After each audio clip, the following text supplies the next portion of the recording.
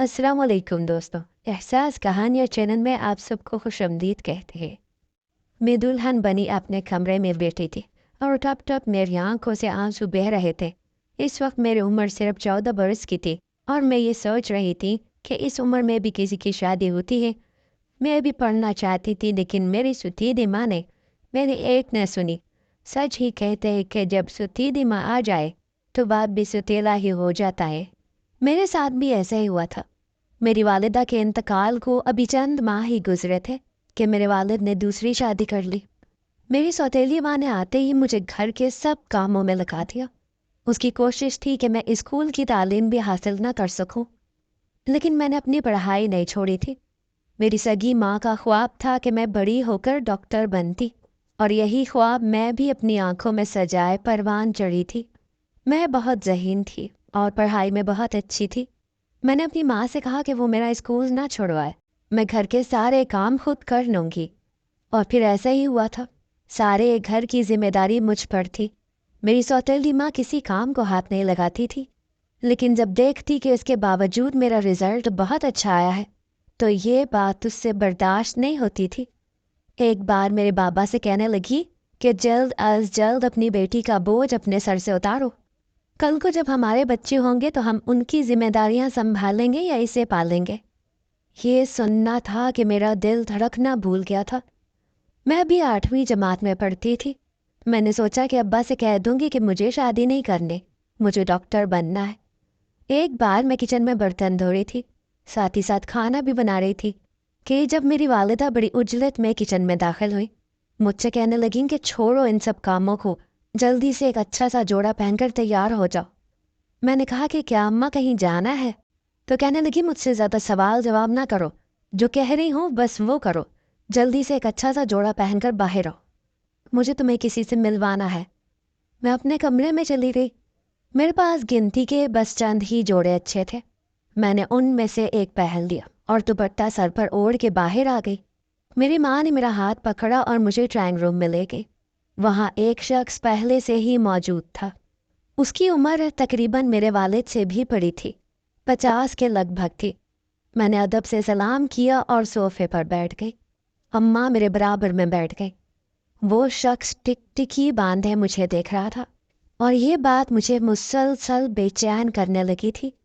मेरी माँ उस शख्स के सामने मेरी तारीफ़ें कर रही थी कि इतनी सी उम्र में मेरी बेटी सारे काम जानती है, लेकिन वो शख्स शायद ये सब बातें गायब दिमागी से सुन रहा था। उसकी नज़रें तो बस मुझ पर टिकी हुई थीं, जो मेरे लिए बहुत उलझन का सबब बन रही थी। न जाने उसकी नज़र में क्या था कि मेरा जी चाहा कि मैं उठकर वहाँ से चली जाऊँ। एक दो बार जब मैंने उस शख्स की तरफ देखा तो वो बड़ी तेज़ नज़रों से मेरी तरफ देख रहा था। कुछ लोगों की नज़रें ऐसी होती हैं कि इंसान को कांपने पर मजबूर कर देती हैं। मैं भी उसी कैफियत से गुजर रही थी। उस शख्स की आंखों की तेज़ी किसी तेज़ धार आले की तरह मेरे वजूद को चीरती हुई महसूस हो रही थी। कुछ ऐसी ही नज़रें उस शख्स की थीं जो सामने बैठा था। ये मैं नहीं जानती थी कि वो कौन था, मेरी माँ क्यों उसके सामने मेरी तारीफ़ें कर रही थी। लेकिन जब मुझे हकीकत मालूम हुई तो मेरे होश उड़ के रह गए थे। वो शख्स अपने बेटे का रिश्ता मुझसे करना चाहता था। आधा घंटा मुसलसल मेरे लिए आजमाइश ही बना रहा और वो मुझे टिकटिकी बांधे देखता रहा। फिर मेरी माँ से कहने लगा कि इतनी सी कम उम्री में मैंने इतनी हसीन लड़की नहीं देखी। मुझे ये रिश्ता कबूल है, लेकिन मुझे अपने बेटे की शादी जल्दी चाहिए। मेरी माँ कहने लगी आपको अपना वादा तो याद है ना? ये सुनकर वो मुस्कुराने लगा। हाँ याद है, आप बेफिक्र रहे, जो कहा है वो आपको मिल जाएगा। ये सुनकर तो मेरी माँ की बातें खिल गई। मैं हवन्नक बनी दोनों की शक्ल देख रही थी। रात को जब अब्बा आए तो मैं उनके सामने रोने लगी। मैंने कहा अब्बा मैं 8वीं जमात में पढ़ती हूँ, अभी मैं सिर्फ 14 साल की हूँ। मेरी जमात की किसी लड़की की मंगनी तक नहीं हुई, मैं क्यों शादी करूँ? मुझे पढ़ना है, मुझे डॉक्टर बनना है। लेकिन अब्बा की तो जैसे ज़ुबान बंद हो चुकी थी। वो मेरी सौतेली माँ के सामने कुछ भी नहीं कहता था। मैं अपनी सौतेली माँ के आगे हाथ जोड़ने लगी। मैंने कहा कि खुदा के लिए मेरी शादी ना करो, मैं घर के सारे काम करती तो हूँ, बस मेरी शादी ना करो, मैं पढ़ना चाहती हूँ। لیکن نہ تو میری سوتیلی اماں نے میری سنی تھی اور نہ ہی میرے باپ نے۔ 8 دن بعد مجھے ایک سرخ جوڑا پکڑا دیا۔ اماں کہنے لگیں تیار ہو جاؤ، کچھ دیر بعد تمہارا نکاح ہے۔ رو رو کر میری آنکھیں سوج گئی تھیں۔ مجبوراً میں نے جوڑا پہنا۔ میری ماں نے ہی میرا میک اپ کر دیا۔ مجھے ان چیزوں میں کوئی دلچسپی نہیں تھی۔ نکاح خواں کے ساتھ میرے والد میرے کمرے میں آئے۔ میں نے روتے ہوئے ایجاب و قبول کیا تھا۔ پھر میری ماں نے ہی چادر میرے اوپر اوڑھا دی، اس کا بڑا سا گھونگھٹ بھی نکال دیا اور مجھے باہر لے گئی۔ میں نہیں جانتی کہ میرا ہاتھ میری ماں نے کس کے ہاتھ میں پکڑایا تھا، بس میرا ہاتھ کسی کے ہاتھ میں تھا اور میں ٹوٹے پتے کی طرح بس وہیں چلی جا رہی تھی جہاں مجھے لے کر جایا جا رہا تھا۔ میرا چہرہ گھونگھٹ میں تھا۔ مجھے ایک گاڑی میں بٹھا دیا گیا۔ اس وقت گاڑی میں صرف میری سسکیاں گونج رہی تھیں۔ پھر گھر پہنچ کر ایک ملازمہ نے مجھے کمرے میں لا کر بٹھایا، میری چادر بھی اتار دی۔ مجھے دیکھ کر کچھ حیران ہوئی، کہنے لگی تم ہو دلہن، اتنی چھوٹی سی دلہن۔ پھر اپنے کانوں کو ہاتھ لگانے لگی، کہنے لگی بڑا ظلم کر دیا تمہارے ساتھ تمہارے گھر والوں نے، تم تو بڑی معصوم اور چھوٹی سی ہو، احتشام صاحب کو کیسے سنبھالو گی؟ وہ ابھی مجھ سے بات کر ہی رہی تھی کہ جب کسی مردانہ آواز نے اسے پکارا۔ یہ سنتے ہی اس ملازمہ کی رنگت اڑی تھی، فوراً سے میرے کمرے سے باہر چلی گئی۔ میں تو پہلے ہی اپنی قسمت کو رو رہی تھی کیونکہ مجھے شادی ہی نہیں کرنی تھی۔ کچھ ہی دیر بعد میرے کمرے کا دروازہ کھلا اور جو شخص اندر داخل ہوا اسے دیکھ کر تو میری جان ہی نکل گئی۔ وہ مجھے نیم پاگل سا لگ رہا تھا، کمرے میں آتے ہی ہنسے ہی جا رہا تھا۔ میں اسے بڑی حیرت سے دیکھ رہی تھی۔ وہ بار بار ہنستا اور کہتا میری دلہن بڑی پیاری ہے، بالکل باربی ڈال جیسی ہے۔ عمر میں وہ 25 سالہ نوجوان تھا، لیکن اس کی حرکتیں بالکل بچکانہ سی تھیں۔ میرے پاس آ کر بیٹھا تو میں اچھل کر پیچھے ہٹ گئی۔ شادی کے رشتے سے میں ناواقف نہیں تھی اور اس وقت بے حد گھبرائی ہوئی تھی کیونکہ سامنے بیٹھا شخص میرا شوہر کوئی نارمل انسان نہیں تھا۔ اس نے جھٹ سے میرا ہاتھ پکڑ لیا، کہنے لگا ارے کیسی دلہن ہو، تم نے تو مہندی نہیں لگائی، میں نے تو سنا تھا کہ دلہن مہندی لگاتی ہے۔ پھر میرے قریب ہو کر بیٹھا۔ میرا تو اوپر کا سانس اوپر ہی رہ گیا تھا۔ اس نے میرے سر سے دوپٹہ اتارا۔ میں بے حد نروس تھی، میری آنکھوں سے آنسو بہہ رہے تھے۔ اس نے دوپٹہ اتار کر اپنے سر پر لے لیا، پھر بیڈ سے کھڑا ہو کر ڈریسنگ ٹیبل کے سامنے کھڑا ہو گیا۔ دیکھنے میں وہ کافی خوش شکل نوجوان تھا۔ مجھ سے کہنے لگا دیکھو میں کتنا پیارا لگ رہا ہوں، تم سے زیادہ تو میں خوبصورت ہوں۔ میں تو اس کی حرکتوں کو دیکھ کر ہی خوف کے مارے کانپ رہی تھی۔ ابھی وہ یہی باتیں کر رہا تھا جب کمرے کے دروازے پر دستک ہوئی۔ اس نے فٹافٹ سے وہ دوپٹہ میری طرف پھینکا اور کمرے کا دروازہ کھول دیا۔ باہر میرا سسر کھڑا تھا، اس کے ہاتھ میں دودھ کا گلاس تھا۔ وہ میرے کمرے میں داخل ہوا، اس کی نظریں ابھی بھی مجھ پر تھیں۔ اپنے بیٹے سے کہنے لگا یہ دودھ پیو۔ یہ سن کر احتشام نے دودھ کا گلاس لیا اور ایک ہی گھونٹ میں سارا پی گیا۔ پھر میرا سسر کہنے لگا احتشام تمہیں تمہاری دلہن کیسی لگی؟ وہ ہنسنے لگا، کہنے لگا یہ والی دلہن تو بہت چھوٹی ننھی منی سی ہے۔ اچھی ہے بابا، یہ کہہ کر وہ جمائیاں لینے لگا۔ کہنے لگا بابا مجھے نیند آ رہی ہے، مجھے سونا ہے۔ سسر کہنے لگا تو ہاں جاؤ، جا کر اپنے کمرے میں سو جاؤ۔ وہ کہنے لگا تو پھر یہ کمرہ کس کا ہے؟ میرا سسر بڑی عجیب سی مسکراہٹ چہرے پر سجائے ہوئے کہنے لگا یہ تو اس دلہن کا کمرہ ہے، یہاں صرف دلہن رہے گی۔ احتشام فوراً سے اپنے باپ کی بات مان گیا اور کمرے سے باہر نکل گیا۔ مجھے لگا میرا سسر بھی باہر چلا جائے گا، چلو اچھا ہے کہ یہ کمرہ صرف میرا ہے۔ لیکن جب میرے سسر نے کمرے کا دروازہ بند کیا اور دروازے کی کنڈی لگائی تو میں حیرت سے یہ سب دیکھ رہی تھی۔ میں نے کہا انکل آپ نے دروازہ کیوں بند کیا ہے؟ آپ اس کمرے میں کیا کر رہے ہیں؟ وہ بڑی خباثت سے مسکراہٹ سجائے کہنے لگا میرا پاگل بیٹا تمہاری خواہش پوری نہیں کر سکتا، اس کا ذہن چھوٹے بچے کی طرح ہے۔ یہ کہتے ہی وہ میرے قریب ہونے لگا۔ میں اس رشتے سے واقف تو نہ تھی، لیکن یہ جانتی تھی کہ شادی کے بعد صرف شوہر ہی بیوی کے پاس آتا ہے۔ میں نے کہا آپ پلیز میرے کمرے سے باہر جائیں۔ وہ کہنے لگا کہ میں نے اتنی کم عمری میں کسی کا ایسا حسن نہیں دیکھا، میں تو تمہیں دیکھ کر ہی اپنے ہوش کھو بیٹھا تھا، مت پوچھو یہ دن میں نے کیسے گزارے ہیں۔ اپنے سسر کے منہ سے ایسی باتیں سن کر میرا دماغ چکرانے لگا۔ میں نے کہا آپ کو شرم آنی چاہیے اس طرح کی باتیں کرتے ہوئے، میں آپ کی بیٹی جیسی ہوں۔ میری بات سن کر ہنسنے لگا، کہنے لگا کون سی بیٹی؟ میں تو تمہیں اپنے دل کی رانی بنا کر رکھوں گا، بس دنیا کے سامنے ہی تم میری بہو ہوگی۔ اس شخص کے خیالات سن کر مجھے یہی ٹھیک لگا کہ میں بھاگ کر کمرے سے باہر نکل جاؤں، اپنی عزت کو بچاؤں، کیونکہ جس طرح کی باتیں وہ مجھ سے کر رہا تھا رشتے کا تقدس کھو چکا تھا۔ فوراً سے میں بیڈ سے اٹھ کر کھڑی ہو گئی، تیزی سے باہر کی جانب جانے لگی کہ فوراً سے کسی نے میرے بازو کو دبوچا تھا۔ میرا سسر مجھے اپنی گرفت میں لینے کی کوشش کرنے لگا، میں کم عمر ہوتے ہوئے بھی احتجاج کرنے لگی، اس کے بازو پر مکے مارنے لگی، اپنا آپ چھڑوانے لگی، کہنے لگی کہ مجھے چھوڑو، مجھے جانے دو۔ اس شخص نے مجھے دونوں بازوؤں سے پکڑ کر پوری طرح سے جھنجھوڑ دیا اور پھر مجھے بیڈ پر زور سے پٹکا تھا۔ پھر غصے سے پھنکارتے ہوئے بولا کہ شور مچانے کی کوشش کی تو تمہارا گلا دبا دوں گا۔ میں کم عمر تھی اس لیے سہم سی گئی، حیوانیت تھی جو رات کو میرے ساتھ بڑھتی گئی تھی۔ صبح کی روشنی ہونے سے پہلے وہ شخص کمرے سے جا چکا تھا۔ میرا جی چاہا خود کو ختم کر لوں یا پھر اپنے باپ کے گھر جا کر اسے اپنا حشر دکھاؤں اور پوچھوں کہ میرا کیا قصور تھا جو مجھے ایک جانور شخص کے حوالے کر دیا۔ اس شخص کو میں انسان نہیں کہہ سکتی تھی، کیونکہ جو کچھ اس شخص نے میرے ساتھ کیا تھا کوئی بھی انسان ایسا نہیں کر سکتا تھا۔ جانوروں میں ہی بنا رشتوں کو دیکھے صرف ہوس پوری کی جاتی ہے۔ اس نے بھی رات کو ایسا ہی کیا تھا۔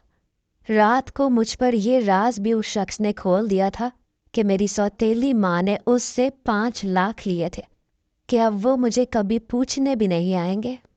صبح کے وقت 9 بجے ملازمہ میرے کمرے میں آئی۔ میری بگڑی حالت دیکھ کر اس نے اپنی آنکھیں جھکا لی۔ میرے چہرے پر گردن پر خرونچوں کے نشان تھے۔ ایک ہی رات میں جس بربریت کا مظاہرہ کیا گیا تھا، میرا مر جانے کو جی چاہ رہا تھا۔ وہ ملازمہ میرے لیے ناشتہ لے کر آئی تھی۔ اس نے میرے سامنے ناشتے کی ٹرے رکھی اور مجھے اپنے ساتھ لگا کر کہنے لگی، مجھے تو پتا تھا کہ وہ لڑکا پاگل ہے، ایسا ہی کرے گا۔ میں پوری رات تمہارے بارے میں سوچتی رہی، کتنی معصوم سی ہو تم، نہ جانے تمہارے ماں باپ نے کیا سوچ کے تمہیں پاگل کے حوالے کر دیا۔ یہ سن کر تو میرے آنسو اور بھی زیادہ تیزی سے بہنے لگے۔ میں پھوٹ پھوٹ کر اس کے ساتھ لگ کر رو رہی تھی۔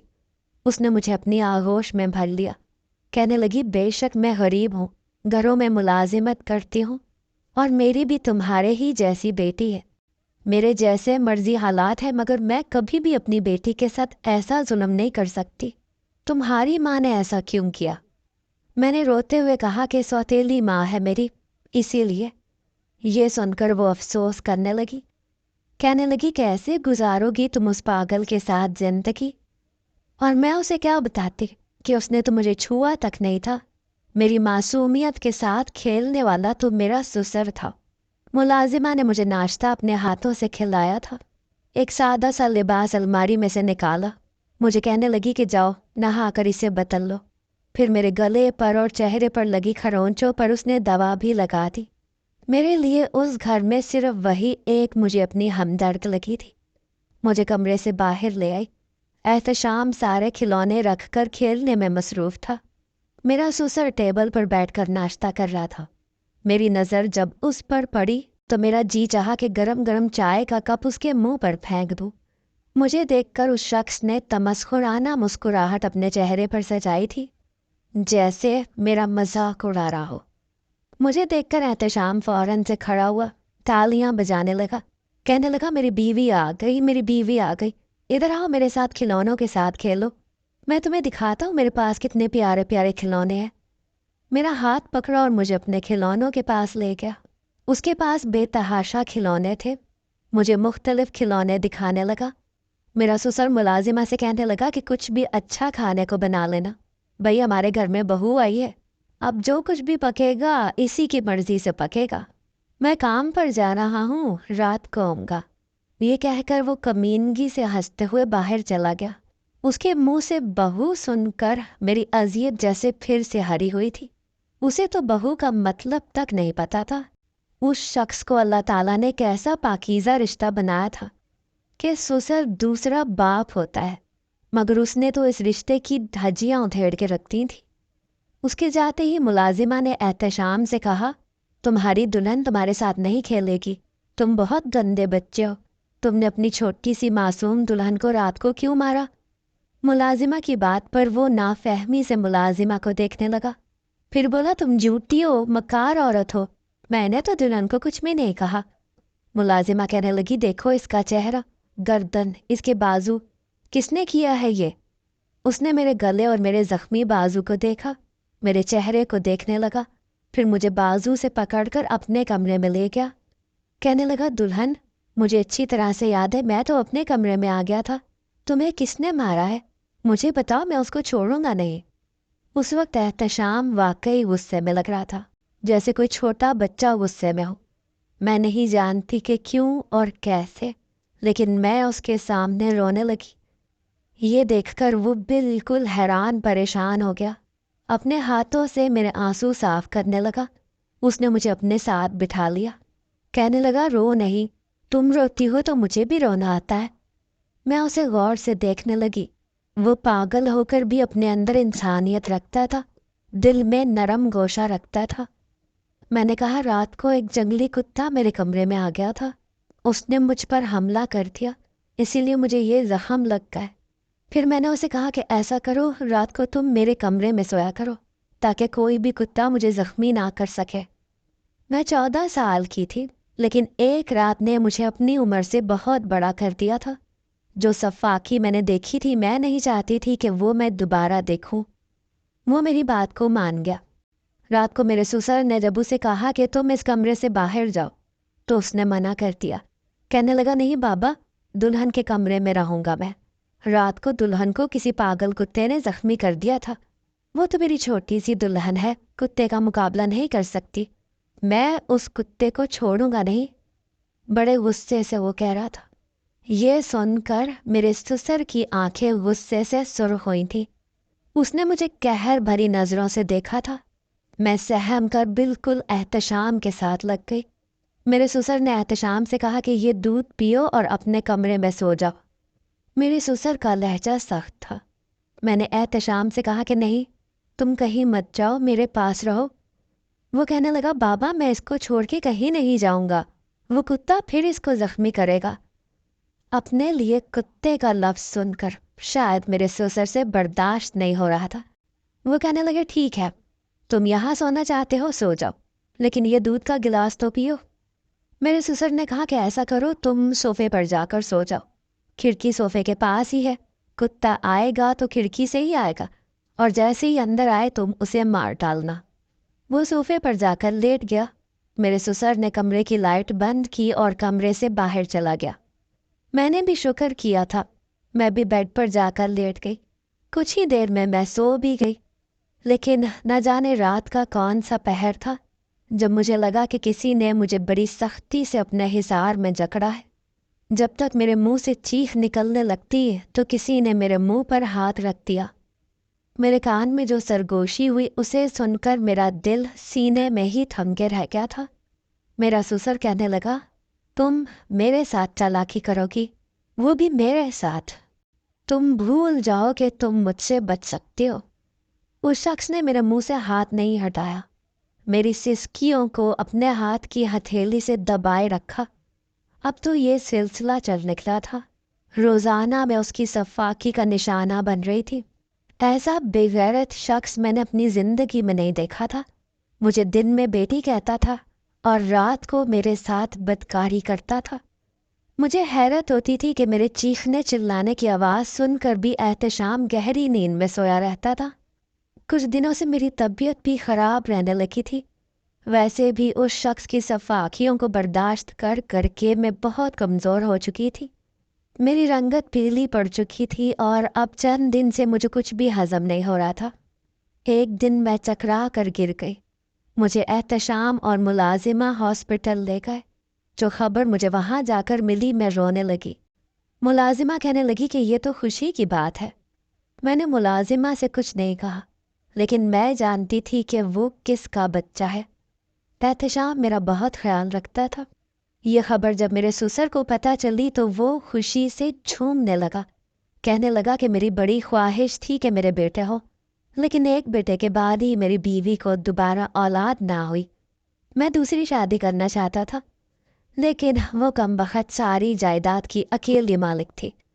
उसके मरने के बाद मैंने सोचा कि अब मैं दूसरी शादी कर लूं, मगर उस बदबख्त औरत ने सब कुछ अपने बेटे के नाम लगा रखा था और ये वसीयत की थी कि उसकी जायदाद पर उसके बेटे का हक होगा या उसके पोते का।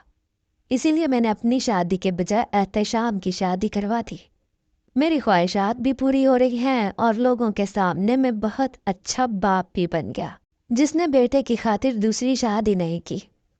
उस शख्स की कमीनगी मेरे सामने खुल कर आ चुकी थी। मुझे इतना अंदाज़ा हो गया था कि जो दूध मेरा ससुर मेरे शौहर को पिलाता है उसमें नशा है। इसीलिए एक रात जब मेरे ससुर ने एहतशाम को दूध का गिलास दिया और कहा कि इसको पी लो, उसी वक्त मेरे ससुर के मोबाइल पर कोई फ़ोन आने लगा। वो बाहर चला गया तो मैंने दूध का गिलास पकड़कर गिरा दिया। एहतशाम कहने लगा कि तुमने ये क्या किया, दूध क्यों गिरा दिया? मैंने कहा कि एहतशाम तुम ये मत पियो, इससे तुम्हें नींद आती है और जब तुम सो जाते हो तो पागल कुत्ता मेरे पास आता है, मुझे मारता है। वो कहने लगा अच्छा ठीक है, मैं ये दूध नहीं पीऊँगा। मैंने कहा कि इस बात को तुम अपने बाबा से मत कहना, वो झूठ समझते हैं, उन्हें मत बताना कि मैं तुम्हें दूध पीने से रोकती हूँ। वो कहने लगा ठीक है, मैं नहीं बताऊँगा। उस रात जब एहतशाम सोफे पर सोया तो कमरे में अंधेरा था। जब मेरे ससुर ने मेरे साथ बदकारी शुरू की तो मैंने चिल्लाना शुरू कर दिया। मैंने कहा कुत्ता मुझे मार रहा है, एहतशाम मुझे बचा लो। मेरा ससुर ये सुनकर हंसने लगा। कहने लगा वो कहाँ उठेगा, चिल्लाओ तुम जितना चिल्ला सकती हो। अभी वो ये कह ही रहा था कि एहतशाम ने ससुर पर हमला कर दिया। उसने मेरे ससुर को मारना शुरू कर दिया। मैंने फ़ौरन साइड टेबल पर रखे लैंप को रोशन किया तो मेरा ससुर खून से लथपथ था और एहतशाम उसके ऊपर बैठकर चाकू से उस पर वार कर रहा था और कह रहा था कि कुत्ते के बच्चे, आज मैं तुम्हें नहीं छोड़ूंगा। तू रोज़ मेरी बीवी को मारता है, आज मैं तुझे जान से मार डालूंगा। मैं नहीं जानती थी कि उसने चाकू छुपा के रखा है। मेरा ससुर बेजान वजूद हो गया था। जब एहतशाम ने बाप की शक्ल देखी तो एकदम चाकू छोड़ के पीछे हट गया।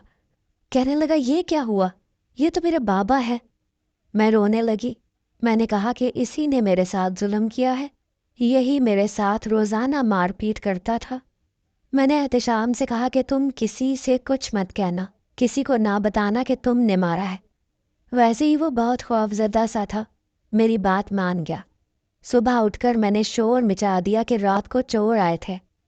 मेरा ससुर मेरे कमरे में आया तो चोरों ने उन पर हमला कर दिया और उसी में मेरे ससुर का कत्ल हो गया। थोड़ी बहुत तफ्तीश हुई और मामला ख़त्म हो गया। मैं अपने शौहर के साथ बहुत खुश थी। मैंने उसका बहुत अच्छी जगह से इलाज भी करवाया। अब वो काफ़ी हद तक ठीक हो गया था।